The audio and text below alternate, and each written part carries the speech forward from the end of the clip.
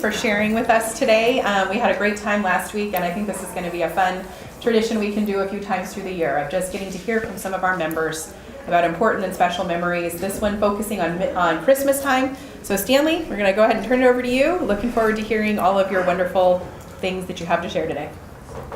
Well, first of all, I thank you for allowing me to share whatever it is I have, because I don't feel particularly special, and that my traditions have not probably been necessarily out of the ordinary.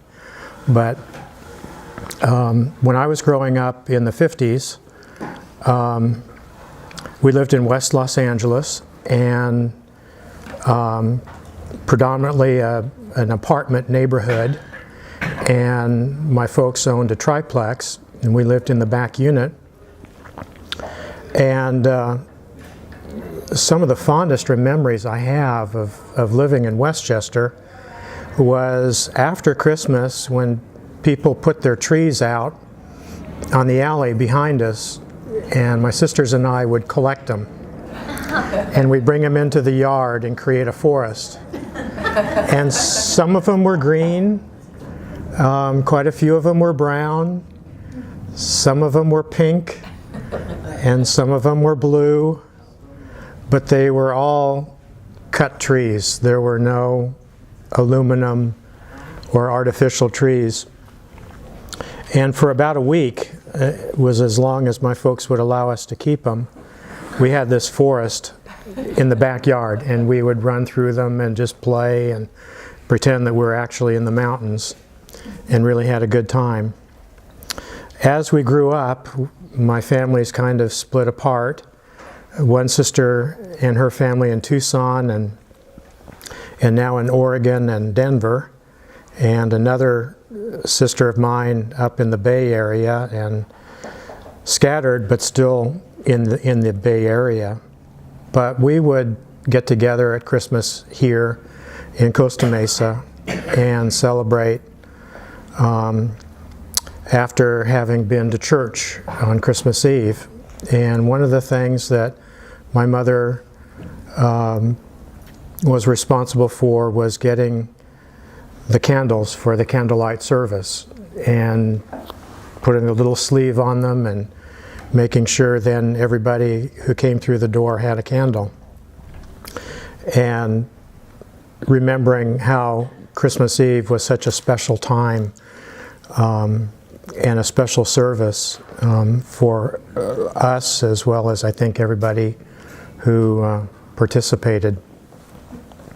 One of the things that I kind of initiated as well was making a wreath, and this was many years ago, and a fellow member was a metal worker and put together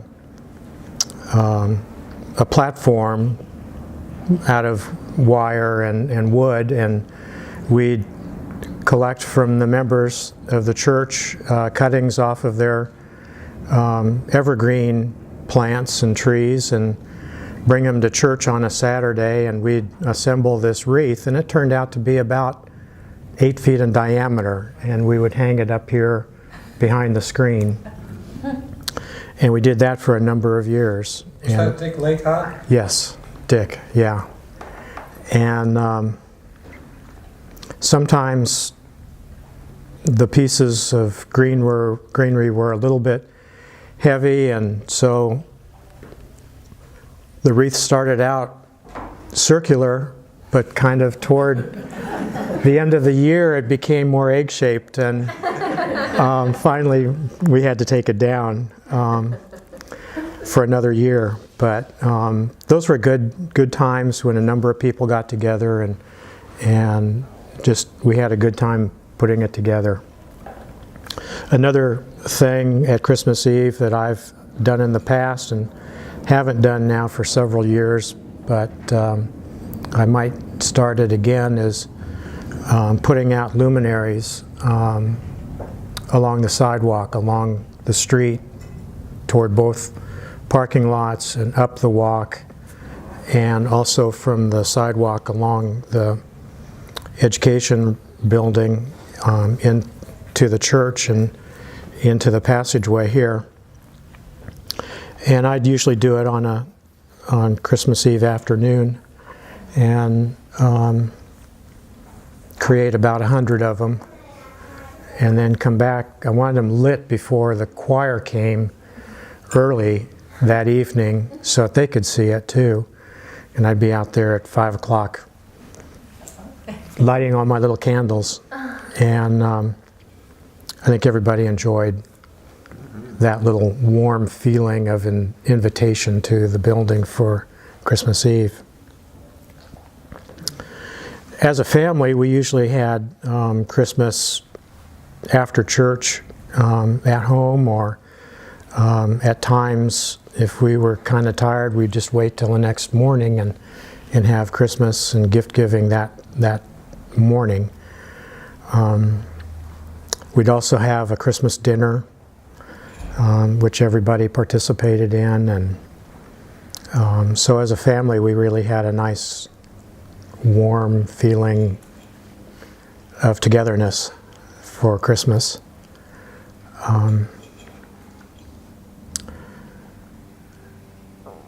And I can have a sense of that on Christmas Eve when we're here, that regardless of differences that we have among us, or traditions that we have that may be different among us, that at that moment, for that hour, it's very special, and we are Christ's family. And with that, I leave you, I guess. I wanted to see if there's anything that anybody out there have an interest in sharing their kind of tradition at Christmas time. I got one. It's not a tradition, it's like a one-off, but I'd love to do it again. I'm thinking of New Orleans at St. Louis Cathedral when we were there in Christmas time, and they had this, kind of like you were talking, everybody got a candle and everybody got the music for Christmas carols, and this whole square was singing, and it was awesome. I mean, I'd like this, not to put anything on your plate here, but I'd like to see that happen. I have to construct St. Louis Cathedral and the Well, we already know about your tree. yeah, we do. Yeah, the We tree, know about the the tree. Yeah. Stanley, I have a memory with your mother to share that's just still so special to me when I think, you know what it is. And she only did this with me one time, and actually it was the Christmas Day before she died a few weeks later. But she called me, and I was up at my daughter's house in the Bay Area, and it was Christmas Day, and she said she just loved to listen to Christmas music and call friends and family and talk to them. We just had such a great chat that day, and it's always so special to me. Well, there's a great memory to have. She had done that the last couple of years, and particularly that last Christmas 7 years ago, where she did that. She just listened to music and called, went down her address book and just had a message to everybody that was in there. They would answer her phone, and so I think she really did too enjoy that. Another thing that I just happened to think about, and it was a Christmas Sunday day, she and I were lighting the candles, the Adreath candles, and she had the spoken part and I had the lighting part, and I think because of Christmas Eve and having been lit, the wicks were short, and the last candle had the wick buried in some wax, and so I was there with the lighter, and in my mind I was there for an hour and a half, but I think it may have been just a minute or so, trying to get that one candle lit, and I think everybody knew I was struggling with it, and the congregation almost went into applause when it finally got lit. So I didn't feel so bad. Stanley, I remember the neighborhood loved your, what do you call them, the things you lit? Luminaries. Luminaries. And when we didn't do it anymore, they were so disappointed. Because it lit up the whole neighborhood. It was all around here. It was a tremendous job. And they were all lit on Christmas Eve. And it just was so wonderful for the neighborhood. Did you do paper bags with sand? Yeah. Yes. My dad used to do that. Yeah, It's gorgeous. yeah. Well, we have some paper bags with sand. We'll do that again. I'll volunteer with you. All right. I think I'm ready to do it again. Yeah. We might need some more. We have a Makes you few. smile. We have a few that got put out Does last look year, but I don't pretty. think we have 100. Light up the neighborhood. One of my favorite Christmas traditions with our family is we have this little Christmas village that we set up each year, and not every year, but a few years, almost every year, we buy a new little thing to add to it. And the kids, I just love watching them put out the snow and getting all excited every time they unwrap the new little shoe shop or Christmas tree or whatever other little pieces get added to this village each year. And for me, it's my favorite time, just watching my daughters enjoy setting up the village differently each year and arguing over where things should go and why they need to go this way or that way. And then they kind of move it throughout the Christmas season. When they get bored with one configuration, they'll redo it another way. So that's one of my favorite family traditions. My family had a tradition till I went to college. We'd call out, has Santa been here? We go look, which Dad was running into the kitchen to call because you only had one phone. And our grandparents were already sitting out front waiting. This is like 4:30 in the morning. So we'd open, then in our pajamas we'd drive to Norwalk where my aunt's kids were 3 years younger, and we'd watch them. They were calling out for Santa, and we'd do change there. Then we'd all go back to Grandma and Grandpa's where we had big Santa. That's where your bikes were and your trains. Then we'd eat, and at noon you'd be gone. 6 o'clock you'd go back, and it'd be my family, my aunt's family, my dad's parents, my uncle's parents. So we extended it huge, and that was every single year. And we still talk about it, and that's basically what I'm doing today, is going to a family Christmas. But it was, none of my friends had. They opened their presents and they were done. No, we had to get in the car in pajamas and drive all over Southern California. But it's those things you remember that Yeah. are so special. My mother liked a Christmas tree that was decorated with handmade ornaments, and And the good ones were outside and the ugly ones were on the inside where you got to see the broken ones. they did a lot of traveling when they were retired, my folks, and so they picked up a lot of things on the way. But there was one woman who was a dear friend of ours in Illinois who would make decorations. She would knit little decorations from forms, and every year when we'd go back to Illinois and visit, she'd have half a dozen of them for us to bring home. And over the years, those kinds of ornaments far outnumbered, anything that came out of a box. And I would usually decorate the tree, and she could tell me, okay, now that one was given to us by so-and-so in 1962, or Do you have them or your sisters? I have them, yeah. And so, the tree even was kind of special, so. I remember in Christmas in Vermont, and Jack Ostrander, who was my cousin's cousin, his family had quite a bit of land, and we all used to go out and cut our own trees together before the Christmas. So it was one of the things about Christmas in Vermont. The other thing was that I skied a lot, and Christmas was the wonderful time of the year because the snow came, and there weren't many skeetos around, and certainly they were for rich people. So I used to just climb up at the country club. I'd climb up the hills and ski back down. A lot of my friends did. It was winter was just a wonderful time for us as kids back then. Yeah. Does anyone else have a memory they'd like to share? Probably don't want to hear from me again. A lot of you have heard my story. When I was 6 years old, I was living on a farm with my grandparents. because my father had a job where during the Depression, he had to go around and fire all the men and close all these offices, and it was so awful. And every 3 months they would move. And so it was too hard for me being in the first grade. My mother said, you have to, she called my grandmother and said, you have to take Rhoda, she's never gonna learn to read. So I went out there and spent I went in, I guess, around Thanksgiving time. Well, when Christmas came, Christmas Eve, was a terrible snowstorm, and we were out on this country road, and my folks were supposed to bring the tree and the gifts, but they couldn't get through. So my grandmother didn't tell me it was Christmas Eve. And so she put me on a big blanket behind the wood stove, and I cut paper dolls out of the Sears Road catalog.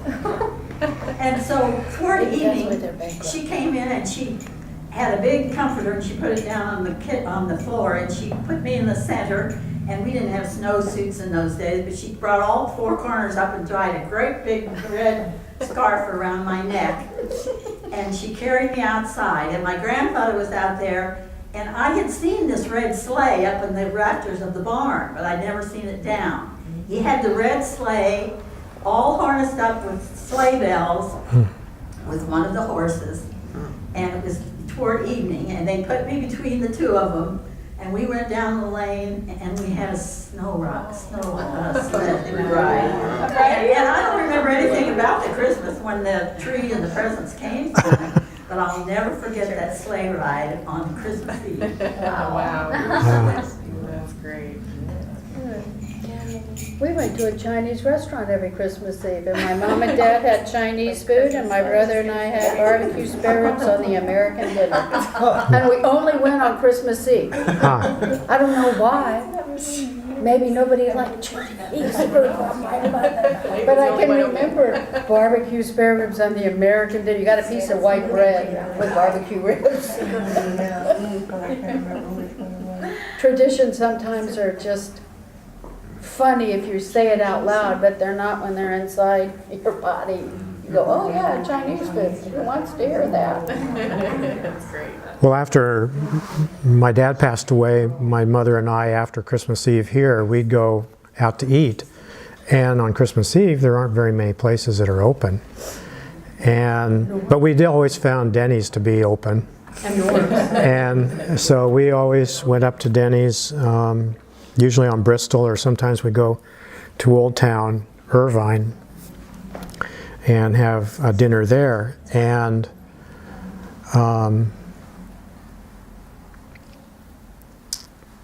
one time we had gone in, and another couple from church came in. I think it was the local Denny's up here on Bristol, that's become a McDonald's, came in, the McLeods, and for a number of years then, the four of us would go out to dinner after Christmas Eve and have something to eat. So that kind of became a tradition until I was by myself, and they decided, no, they just go on home, so. So we got to find another Denny's state. Yeah. Denny's state. And my father was a Woolworth manager, and so he was never home in the evenings before Christmas because he was working. So my grandmother and I used to read each other Dickens' Christmas Carol every Christmas. The whole thing? Yep. Well, it's not that long, man. Yeah, but you're not opening presents then. We would do it. We did it the whole 3 or 4 weeks before Christmas. Oh, My father okay. had to be working all that time. During the Christmas season, not Yeah. Christmas Eve or Christmas Day. No. Well, Christmas Eve he worked. Yeah. Any other thoughts we'd like to share this morning? Any closing words, Stanley?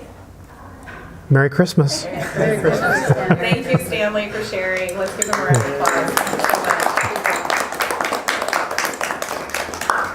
All right, well, next week, remember, we're going to be hearing from Patty from Temple Isaiah, who's going to talk to us about Hanukkah and that tradition. So they're in Hanukkah right now, maybe another couple of days left of Hanukkah.